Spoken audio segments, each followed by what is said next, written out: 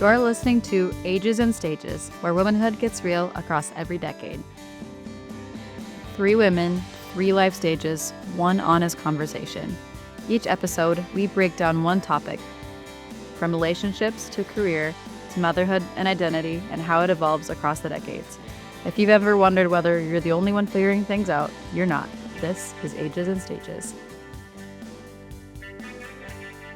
Welcome back to Ages and Stages, where we talk about the honest truth, real life, real struggles, and everything in between. And we are your hosts. I'm Wendie. I'm Lindsey. And I'm Emma. Okay, and we're so glad you're back with us. So today I was thinking we could talk a little bit about how we all grew up and how that looks a little bit different among the ages and stages. So to kick things off, I want to ask, it's a pretty big question, but do you think life is harder or easier now?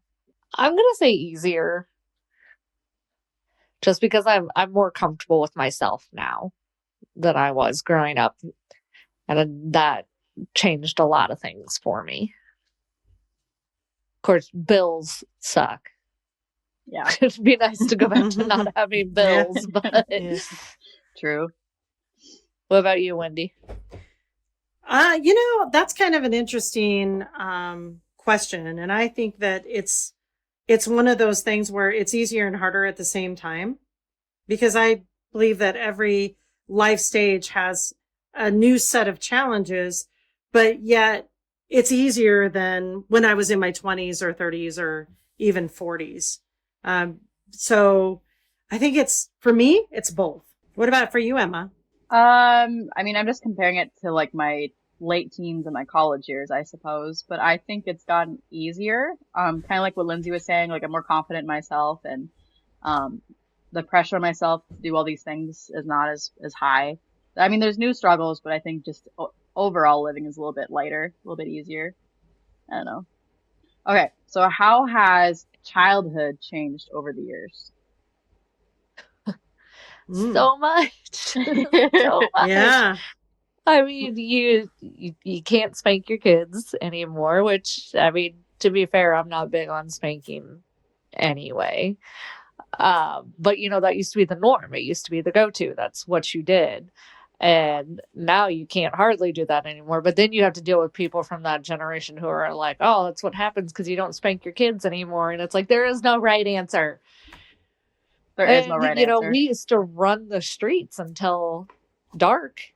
And it feels like kids are just like hardly outside anymore. So I make it a big point to make sure T's outside all the time. But I'm still not going to let her go ride her bikes until the streetlights come on anymore, because now it's dangerous, I just feel like everything has changed since I was a kid. Yeah, for me too. I remember like having no thoughts about walking like around town or riding my bike everywhere, or like, I don't know, I feel like, and it's so weird because like as a mom now, like I'm terrified as heck to let my kid do any of that stuff. Like, oh my God, it's so scary out there. But when I was a kid, I was like, like it didn't matter. But now it seems like so dangerous. I don't know if that's just a parent thing or what's the times thing, but yeah, you're so right. It's way different now. Yeah. Wendie, what was it like when you were a kid? When I was a kid, I want to say that there was a lot of time that you had to be creative. We had to play out. We didn't have to. Anyway, there was a lot of playing outside, and we got into creative play. One of the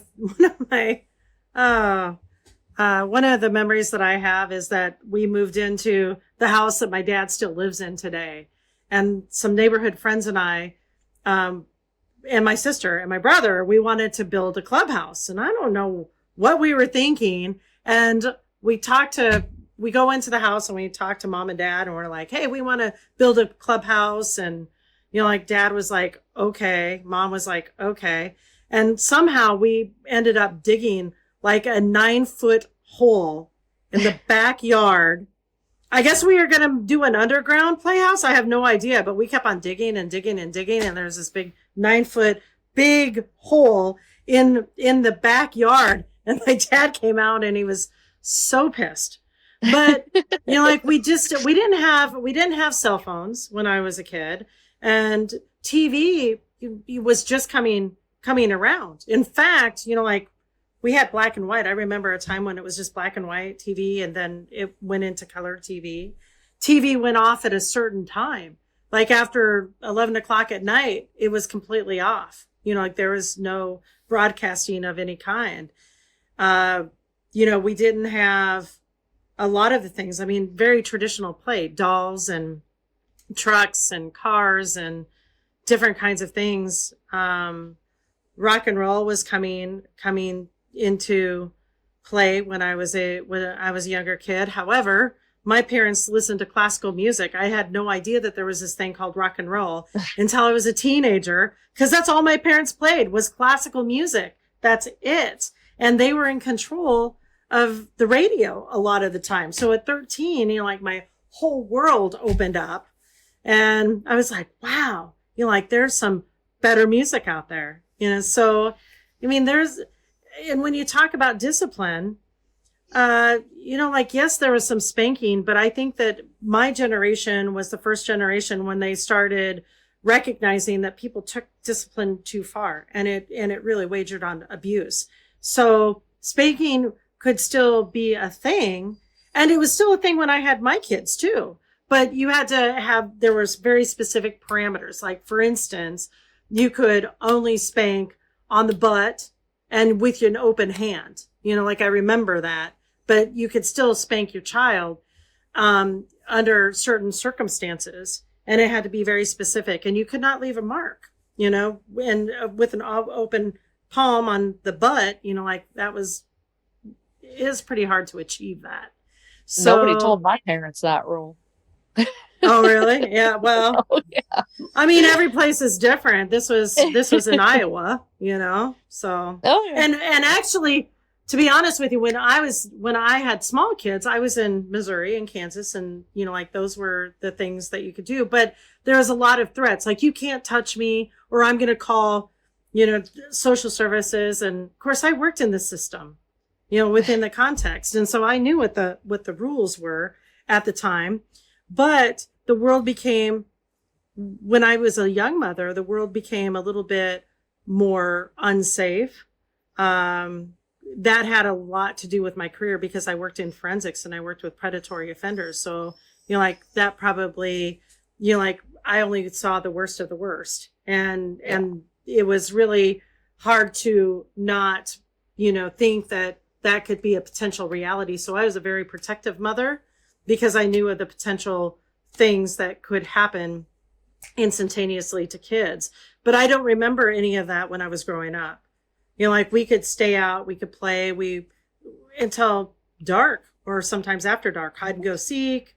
It's not that my parents didn't know where we were at. Normally we were just running around the neighborhood, but nobody really had any concerns about being kidnapped, for example, or having something bad happen. Yeah, that's kind of how it was for me too. Like we stayed, I mean, I'm from a smaller town, but we stayed within, a couple blocks. But my parents never came out and checked on nobody's parents, not just mine. They never came out and checked on us or anything. We didn't have cell phones. We didn't have internet. We were just out there running wild, And I say running wild. We were riding bikes and playing games, and yeah, as long as you were home by the time the streetlights came on. And sometimes after the streetlights were on, like you said, we were outside, playing flashlight tag and things like that. And that's not something I think I would ever let T do. I didn't let the other kids ever. They always begged to ride their bikes down the gravel road into town. And I absolutely not. And I mean, they were 12 and 13, and I'm like, nope. That's how you die. No, thank you. Mm-hmm. Yeah. I mean, it just seems like to me today things have changed so drastically. There used to be community sports, school sports, and now we have a lot of traveling teams, for example, and those are pretty expensive. And I have a sister that is very involved with the Little League program in Des Moines. And she was saying that their enrollment is down. And I asked her why, because this ball field has been in existence since before we even moved to the neighborhood.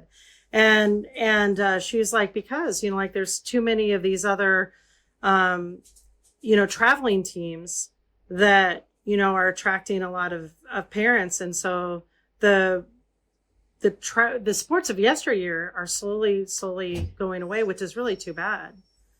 I have nothing against, the traveling teams or competition or opportunity. It's just that pretty soon, some of the ways that things have always been are not going to be something that anybody has familiarity with. Like, for instance, kids now, they're growing up with screen time and videos and different kinds of things like that. And that was never something that we had. It's barely something that my children had, because it was just getting to be a thing. And when they were younger, and now all kids are just really hooked into technology, and so it's really more challenging, in my opinion, for them to be creative. Yeah, they get bored easily. Yeah, I think it's hard too, because as an adult, you try to model for the next generation what want it to be. So like, I think of myself, like, I struggle too. I'm like, oh, like whenever I'm bored, I pull out my phone too. I'm like, oh, I don't want to just be the mom that's always on her phone. So it's like, it's so hard because it's right there. You have your iPad and your phone and your TV. You have your favorite TV show. You have all these platforms, and you're like, oh my gosh, you have all these things at your hands. But I'm just like, I need to go outside. But it's so hard because it's right there. I think I was right on the cusp. Like for me, I'm old enough. Like I remember we had computer rooms. Like nobody had like laptops, but we had like houses had like computer rooms that you'd go to play like a shared family computer. And we didn't have like Apple yet. Like we had like the iPod or like the mini iPod Nano, and then we had like flip phones, and that was like the extent of like technology. So I remember that. But like it's funny that you're talking about like going out by themselves. Like my younger sisters, like my whole family has Life 360. So wherever they're at all times, they know where they're at, how fast they're driving, all these things, how much battery's on their phone. So it's like all this thing is so funny because it's just like not how I grew up. So it's funny to see my sisters grow up that way. But like it's really convenient, and it's good for parents. But at the same time, it's like, oh, I wonder, because I remember thinking that like I could really explore and could build that level of trust with my parents, and just kind of find things out, and I didn't have to really, I don't know, report every single little thing I did. And it just kind of gave me some independence. So I wonder if that's a thing too, if kids are going to lose some independence because they're always being watched and monitored and called and, this, that, and the other thing. I feel like I already kind of see that, like with the older kids here, they're definitely not as independent as myself and my siblings were. Sorry, that was all. It was a good point. I was like, it's accurate. It's accurate. Yeah. And a lot of things too, with like everyone having a cell phone. I've like just my little bit of a time in the classroom, they're very dependent on it for everything. Like I subbed for an 8th grade class, for math class, and they just had to do basic like algebra, and like the kids were holding up their iPads and saying like, hey Siri, can you tell me what 90 plus 30 is? Like nobody wrote it down or thought in their head. They just, every single little tiny thing, they just asked. So I'm just like, oh, it's so hard to see that you're not using that, the mental skill. You're always like, there's this form of like helplessness almost. And it's hard to see. So hopefully that's not, I don't know, a continuing trend, but it probably will be. They always told my generation, well, you're not going to walk around with a calculator in your pocket. And now it's on our phones. So it's like, what are we going to threaten these kids with? Like, you're not going to always have Siri in your pocket, because yes, they are. It's so hard. I'm not going to lie, like some of the things, like that have been coming around, it does make adulting and working way more convenient. I would definitely agree with that. But at the same time, what I see on my end of things professionally is that, kids don't have the ability to manage, some of this stuff. I see bullying, for example, at an all-time high. It's very, very different than bullying of yesteryear, because social media can be so directly and indirectly mean. And we see more kids that are self-harming. We see more kids that are actually, unfortunately, taking their own lives. within the context of just how cruel people can be to one another. And so I think that there's always been a degree of meanness, like among kids. I certainly had that experience when I was younger too. I mean, I was a redhead. I was like a copper penny redhead, which was very real. And my last name was Hornback. Now, who could not destroy that name? Like as far as being made fun of and different kinds of things like that. So, like kids were always, like I think they've always been mean, but the level of meanness that I see is just unbelievable. And kids are talking in ways that are really not appropriate. Like with all these acronyms, just go kill yourself. And I was like, oh, like that's how they talk to each other. And, like they intentionally try and trigger each other to see who can get somebody to be the most reactive and upset. And I'm like, well, from my perspective, that's very unhealthy. So I think Right. there are definitely some conveniences, but definitely some concerns. And I see that coming through the clinic a lot, with challenges and struggles and consequences of technology and social media and different kinds of things like that. I will say another plus side though is that like I think it's great how accessible knowledge is now though. Mm-hmm. Before I love that if you're piece. like, wow, I wonder how they make that, that was the end of it. I wonder how they make that. And now you're like, Mm-hmm. well, let me pull up Google and I'll find out, Mm-hmm. So I think that is a very cool part of it, is having that everything so accessible. Yeah, that's true too.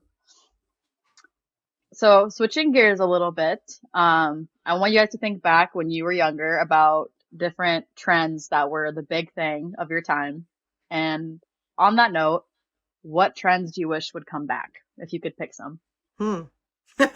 Well, in my generation, we had a lot of the feathered hair, and girls, like had the feathered and fluffy hair.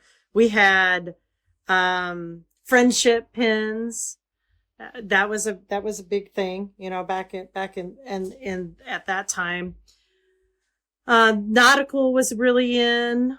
What is it? Nautical? Nautical clothes, like the What's that?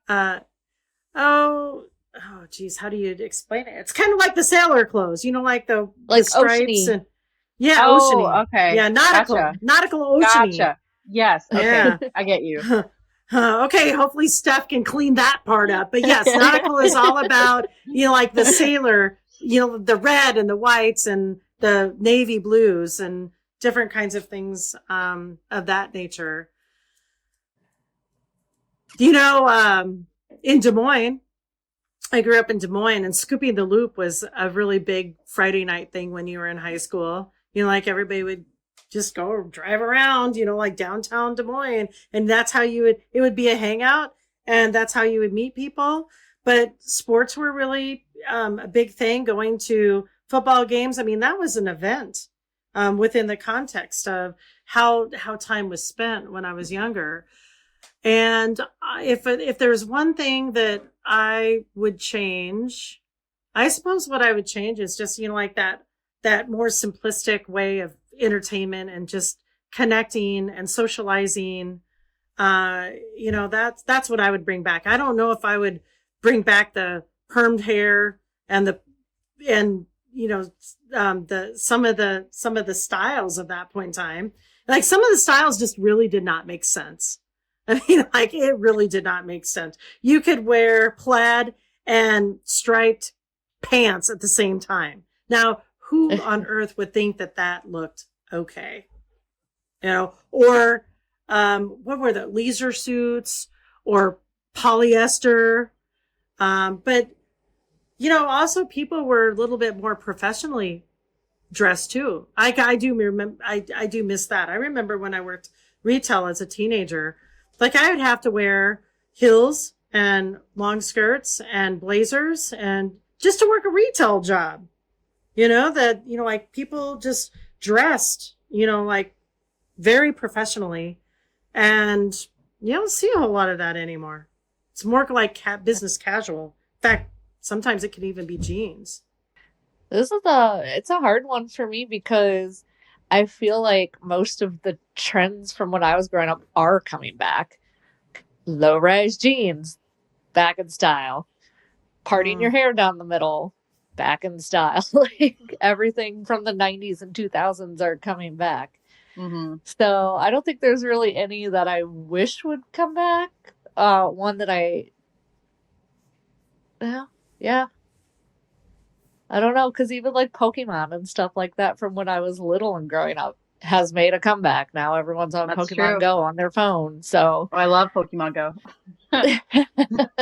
Oh, you know what? Since you guys are mentioning that, Pac-Man, was big. Yeah. And Oh, Pac-Man yeah. is still kind of big. Yeah. That was like Mhm. new. But that was, remember now when I the wasn't a kids- little kid. I was more like in high school when Pac-Man came out. Jukeboxes, like they really advanced jukeboxes, like it wasn't Yeah. the old school. Like they had jukeboxes and that was always fun, like to listen to music and to be able to pick it out. Ooh, for me, mine would be obviously the early 2000s and 2010s. I I miss the like the R&B, like kind of when rap and R&B first kind of came out, and it was, I don't know, it's kind of a different, like it's very different today. It's more like trap music and stuff like that, but it was more like, I'm thinking like T-Pain and you know I don't know, like artists like that, like Chris Brown. Like it was more like up. I don't know. I always grew up on that music, and I always looked up to the high schoolers, like dropping it low to that stuff. So I was like, oh, that's so cool. So more like fun, upbeat music like that I remember, like the techno stuff in middle school. That was huge for me, like in the mid 2000s. We had silly bands. I don't know if Lindsay, I don't know if you remember silly bands, but those are huge. You don't know what silly bands is? No. They're like the little bracelets that are animals. You wear them on your wrist, and you could trade them with your friends and stuff like that. Silly bands are so cool. No, we had bands that were like that, but they were just like different colors, and kids were super inappropriate then too, because they used to say that they would signify like different like sexual acts that you had done before, like whichever color you were wearing. It was gross. Oh, really? Oh wow. Yeah. God. There's always something. Oh my God. Especially when you're a teenager. Yeah. Yeah, kids Yeah. are gross. Oh, I know. They are That's the gross. moral of the They're story. so Kids are gross. Yeah. Yeah. I also Actually, want to bring now back. oh, yeah, I'm sorry. Go ahead. Oh, sorry. I have one more thing. The one other thing I'd bring back is the feather in the hair and the tinsely hair, like the hair accessories. tinsely. I would totally bring that. Yeah, I would totally Mm. bring that back. I would do that today. Huh. Well, like we could probably go down this for a while, but when I was in high school, they weren't as popular as what they were in my parents' generation, but like drive-in movie theaters.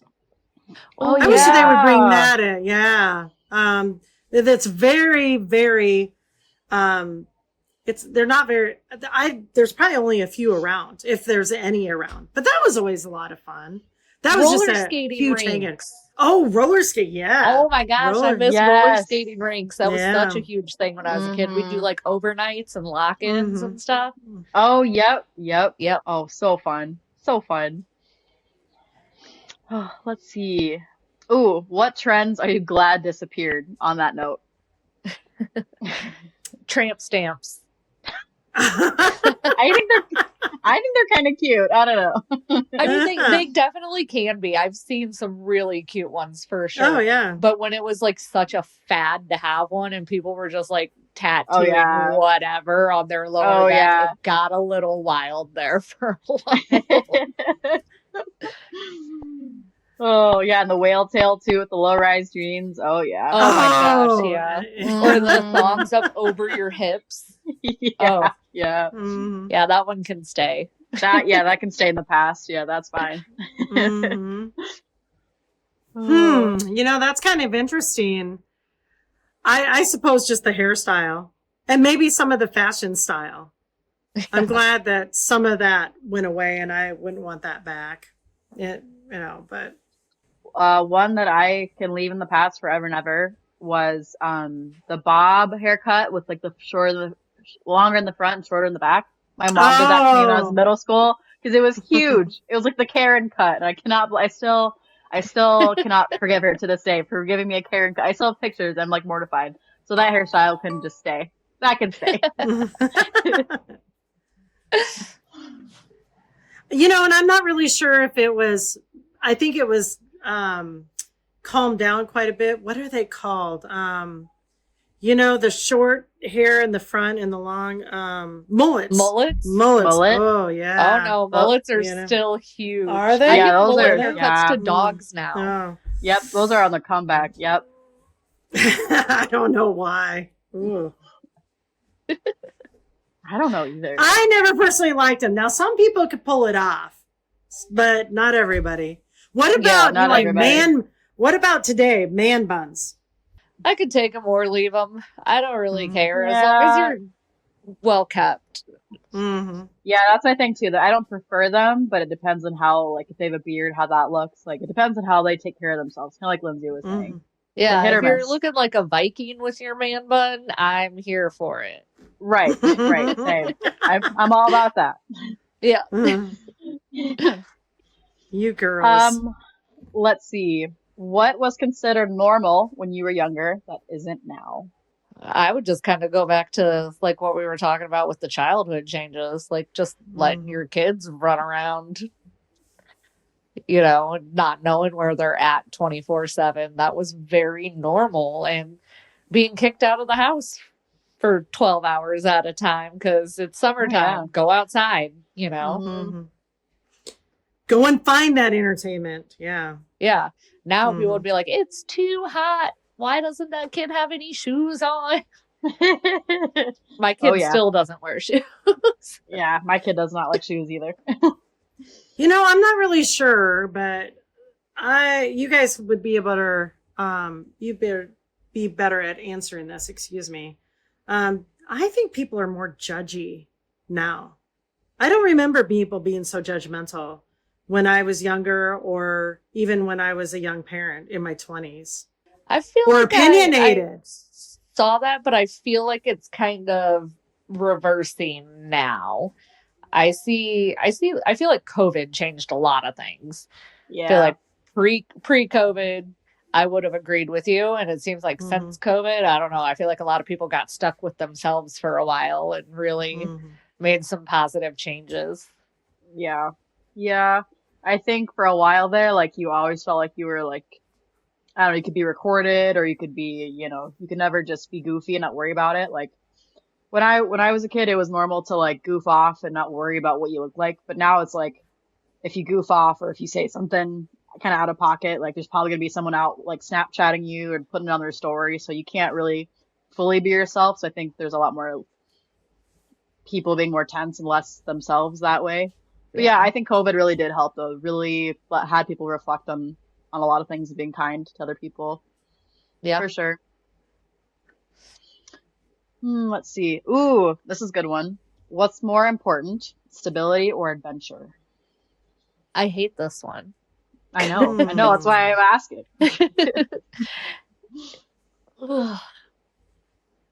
I feel like stability. I don't really have a solid reason, because I think adventure is really important too, but I feel like you always are going to kind of need that home base to come back to. So that would be the stability part of it. Yeah, I think some people can just pack up and go live in a van and just go travel the world and just not have their next day planned out and just kind of live and do. I'm not that way. I also need Emma stability. could never. I could never. I would fail miserably. I need a home base. I need a rock. I need consistency when I know it's there. Yeah, I couldn't do it. Stability for me too. I don't know. I mean, you give some really good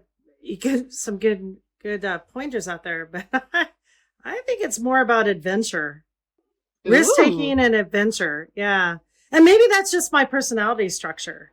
Being able to just not limit yourself in life. I can see that that's something that's probably more of a personality structure for me. because I never wanted to be defined by somebody else. I wanted to define myself. And, like, there's so many different interests that I have, and there's certain professional risks that I've taken. There's certain personal risks that I've taken. Sometimes life is, like with a plan, sometimes, like the rug got pulled right out from underneath me. And I found myself flat on my back more than one time in my life, and having to catch my breath and get back up. And, cause it's either a sink or swim situation.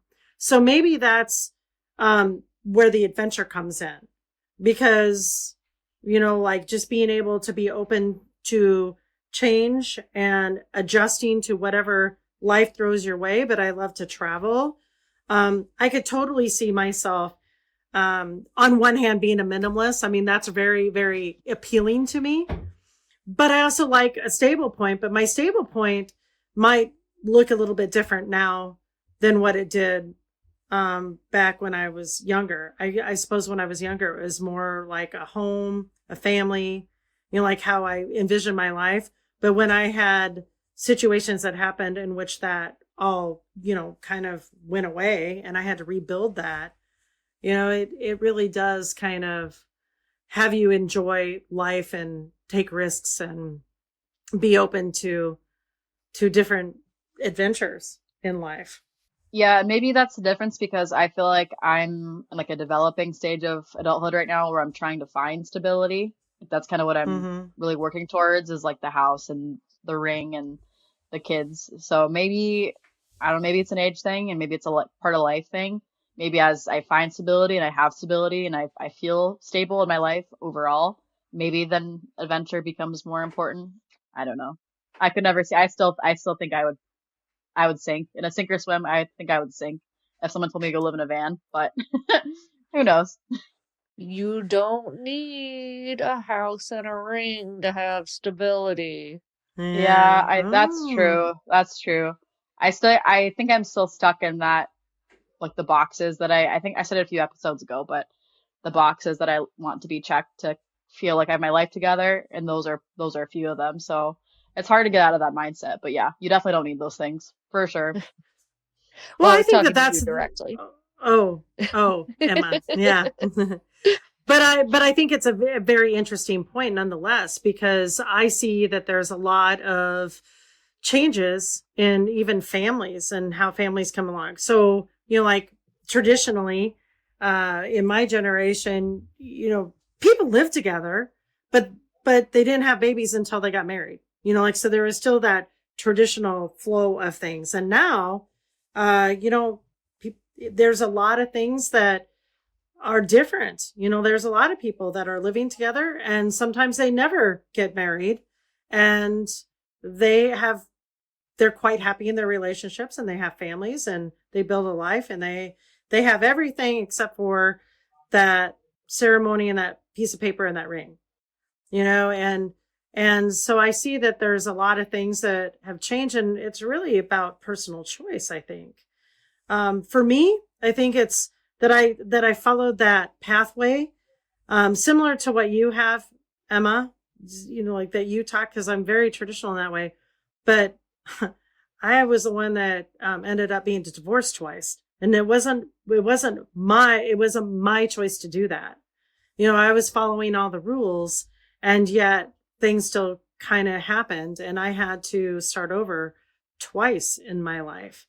And so I'm in my third marriage, and we've been married for 20 years. So yay, success, like on all of these different kinds of things. But, I don't know. I mean, I think maybe I don't know why those things happen. When I was growing up, I didn't really know anybody who got divorced. None of my parents' friends, like who they would hang out. None of my friends' parents were divorced. So, like to have that experience myself personally, was hard. It was very disillusioning, within the context, because I didn't think that, you heard that it was around, that divorce was on the increase, but you never really thought that it would happen to you. Now the numbers are very staggering. 60% of first-time divorces or marriages, 60% of marriages now end in divorce. Maybe that's why people are taking a longer time to That's get married. what I was gonna say. That's always been part of my aversion to getting married and having kids, was that I wanted to be positive when I had kids, because I still have a memory of the 5th grade. One of my girlfriends was having a sleepover, and one of our other friends couldn't come because she was like, I go to my dad's on the weekends. And that just stuck with me so hard, that like she couldn't do things with her friends on the weekends because she had to go to a different house in a different town. And I don't know why. I'm sure she had a wonderful childhood anyway. But for me, it scarred me that was something that someone else had to go through. So I never wanted that for my kids. So that's why I didn't have a baby till I was 34. Yeah. Yeah, I'm a child of divorce. My parents divorced when I was 7 or 8, somewhere in there. And then my mom remarried and moved 3 hours in a different direction. So I had to decide, I think I was around 13 when she moved, but I had to decide, like going into high school, whether I would live with my mom or my dad. And I was really, really close to both of them. I still am. But I remember as a kid, it was really tough because, you don't want to disappoint a parent and all that stuff. But for me, for some reason, I'm not scared of marriage like I thought I would be. Like I'm really kind of the opposite. Like I'm like waiting for it, just because I feel like I've seen like what can go wrong. Like I feel like I've learned from a lot of my own experiences and my friends too. But I don't know. I mean, there's still the back in your mind, like, am I doing the right thing? Like, is this like, am I certain? Kind of like you're talking about, Lindsay. But it can be hard, especially if you have kids. It adds a whole nother of pressure and a whole nother layer of like, I want to make sure this is right because I don't want to put my kid through a divorce, because it is tough. It is really hard on a kid. But I mean, as a kid, I remember thinking like it was the right thing. Like even though I was devastated, like I remember thinking like, yeah, these two are not meant for each other. So there's some growth and maturity that way. But it's really tough on a kid. I wouldn't ever want to do it, but you just gotta do what you gotta do. I mean, Wendy, you did it. I mean, Yep. Wendy, when you had your first 2 marriages, did you think they were the one? Like, did you feel certain, or was it just kind of, it went well and then things didn't go well? Well, my story is a soap opera for sure. My first marriage, there was a lot of things that I didn't know about the person. I thought I knew, but I didn't know. The second marriage, like I didn't want that to define me, but I felt like I had learned a lot. I was the foundation for all of my boys. I believe that to be true, and I didn't want to give up. In fact, my mom was like, like after my second marriage, I was like, Mom, what's wrong with me? And I realized that I'm a very strong, independent, professional person, which, I didn't even realize that my largest strengths were probably my biggest vulnerabilities as well. And so I had to really, really step back and learn about myself and really be very wise, like the third time around. And I would like to say that I was. And so I'm very, very thankful that Todd, my current husband, I was a package deal, and he has, yeah, I know, we love Todd, right? We love Todd. Yeah, we love Todd. He's a great guy, and he's been a great dad to his kids. He's been a great dad to my kids. I mean, I can't say enough about this man and like how we were able to pull it together. But divorce is not an easy thing. Maybe we'll talk a little bit more about divorce in future episodes. But my personal belief, and I bring that into my profession as well, that if you're married or if you have babies or you're going to break up or whatever it is, you need to be 110% certain. You got to be more than 100% that it's not working, or that it's more unhealthy than healthy, and giving that person, like full opportunity. And I gave both of those men and the father of my boys the opportunity to pull it together, and they just couldn't or wouldn't. I mean, one wouldn't, one couldn't. So, like I had to honor and respect their choices, but that wasn't how I wanted to live my life. But I had to be 110% certain, because it wasn't just about me. It was about, at that time, 6 eyes that were looking up to me, and like I was guiding them, and I was also interjecting something into their life too that they didn't ask for.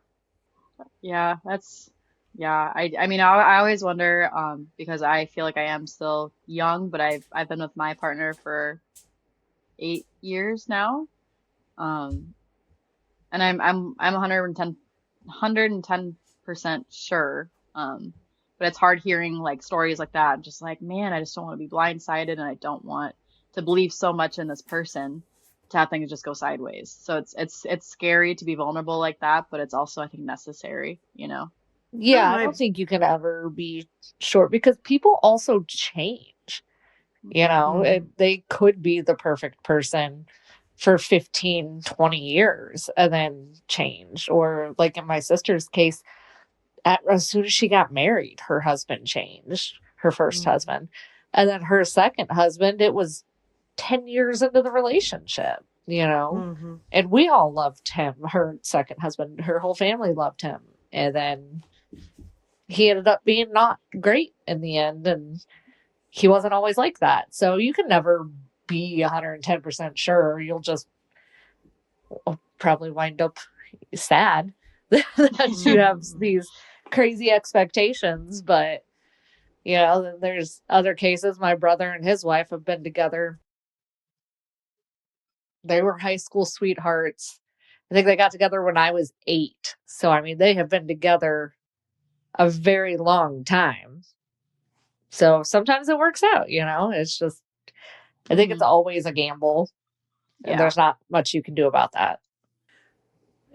Fundamentally, as naive as it sounds, I still believe in love and marriage and commitment and long term heart, working through and growing up together, growing old together. I fundamentally believe that. And I think that there's something to be said about that. However, I would agree with what you've said as well. People change for whatever reason. If I would have known any of these things about any of these men, I would have not married them. I Right.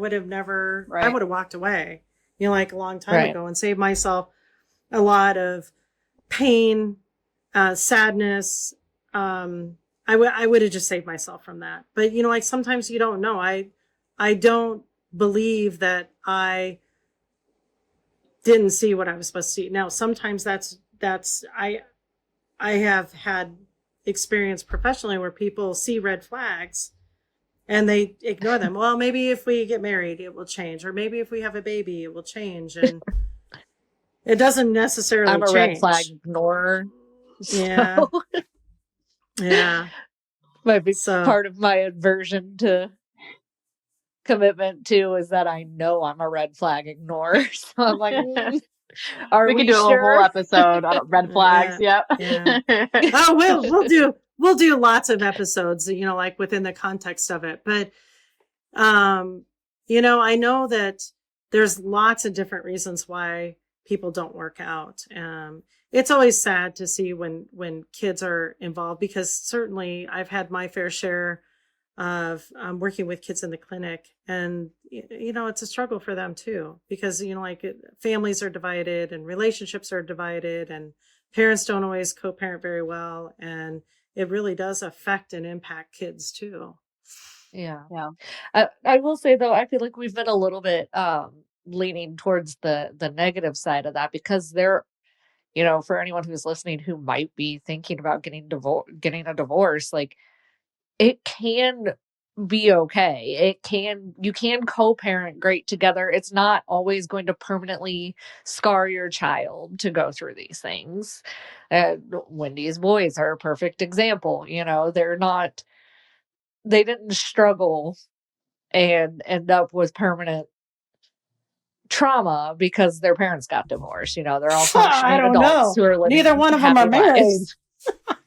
If you reach that 110% and you know that it's better to walk away or exit out of a relationship with or without kids, I think that there's something about that 110%. And, because it could be the best thing for you. For me, like one of the things that I, am very proud of is that, like I never had to worry about being bad mouthed, and I never bad mouthed any of my exes. Now, if my kids asked me, because they were affected by some of their behaviors, Like I would be honest, but I wouldn't go into detail. And one of the Yeah. things that I told the boys always is that, we don't always have control over another person, but you have control over you. So your number one job and the number one rule that you have is to be a kid, be yourself. Like some of these things are outside of what we have control over. And I do believe that that is something that really helped my boys. But, like I've seen a lot of people thrive too. Like why is being a miserable relationship when there's nothing but fighting and misery? That's Yeah. not a good situation for anybody either. But, we're not here to give advisement in any way, shape or form. However, like I know that there, if you have a reason and if you can stand by your reason why you're exiting a relationship with or without kids, then, you know, I think you have to be okay with that. So I have So one last question to kind of kick things to the end here. What do you hope people remember about you? I gave this one a lot of thought earlier when you sent us the 3 questions, so I'm ready. Oh, good. I'm glad. Um, I hope people remember that I was kind, because it has been a very big thing for me to try to be a better person than I was yesterday every single day, because for a while I was not. And I wasn't very kind either. So now I always try to be kind to other people. I'm big into animal rescue and things like that. And that's how I'd like to be remembered, other than being like, well, she was a bitch, because for a while I took a little bit of pride in that. And I'm glad that's not the case anymore. So, how about for you, Emma? I hope people remember about me that I gave 110% to the people I cared about. I really take pride in really showing up for the people around me that mean a lot to me, being the best I can be for them and around them, and always just trying to be a good shoulder for everyone that I care about, and pretty much everyone, even outside that circle too, just to be a good, bright person in people's lives, just around and dependable when people need. What about you, Wendy? Well, I would like to be remembered by the fact that I helped many people in big ways and small ways, and that my love for my family and my children, my husband was never questioned. Like I just want to be remembered for my authenticity, my dedication, my loyalty, my spontaneity, right? I love fun and adventure, my risk taking, um, like all of those things. I don't know if there's just any one thing that I want to be remembered by, but I'm a firm believer on just living your life to the fullest and loving deeply and being loyal and committed and working hard. Like you said it a few episodes ago. Like I work hard, I relax hard. That is the motto, I mean, I love that, and I think that there's you just can't say enough about that. But life is tough, especially when it throws curveballs. You never know what those curveballs are going to be. And I'm always amazed at the resilience of people. And I take a look at you, the two of you. You have a lot of resilience, and you have a lot of perseverance and not giving up. And I see myself as that person too. Like life, I could have never, ever expected, planned, or even thought of some of the challenges that I had to go through. But absolutely. I don't know if I would change it though. Maybe some things I would Yeah. change. But for the most part, I think that every curveball, challenge, unexpected tragedy or event that happened, I think that it really did develop my character, my belief in myself. It really showed me a lot of what I was made of, especially when I had to go through divorces, and hit a rock bottom and really, like I'd always tell people that it felt like I was cut at my knees, and then I'd have to learn how to stand up on my own 2 feet again. And I was able to do that. And I think that there's a lot of people out there that can be experiencing a lot of hardships and, go through those growing pains, and they can rise to the occasion, and they can redefine themselves. You see that in books and stories and autobiographies, and how people just persevered. Oh, I think that Well, was a really good way to end it. I think that Yeah, was I a nice agree. note. I agree. I agree.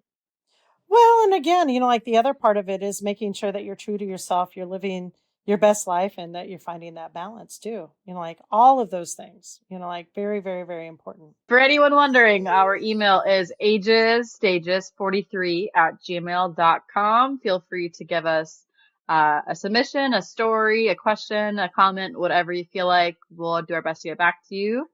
Thank you so much for tuning in this week again. We hope to hear from you, and you'll be come back for next week. Bye. Bye. Thanks for spending this time with us on Ages and Stages. If this conversation resonated with you, share it with a friend who might need it too. And don't forget to subscribe so you never miss an episode. You can follow us on Apple, Spotify, and YouTube for more behind-the-scenes moment and updates between episodes. Wherever you are in life, your stage matters, and we're so glad you're here. We'll see you next time.